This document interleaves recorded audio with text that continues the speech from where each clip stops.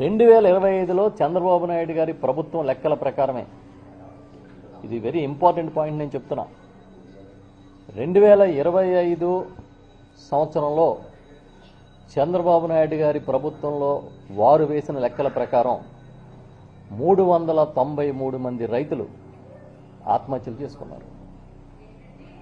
2472 మంది రైతు కూలీలు ఆత్మహత్యలు చేసుకున్నారు ఈ ఆంధ్రప్రదేశ్లో.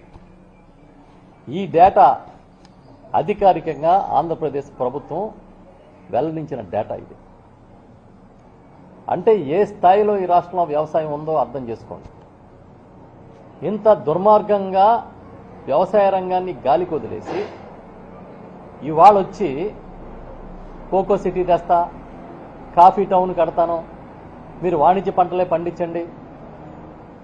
ఈ రాష్ట్రంలో 80 లక్షల ఎకరాల్లో 2 పంటలు కలిపి వరి పండిస్తారు.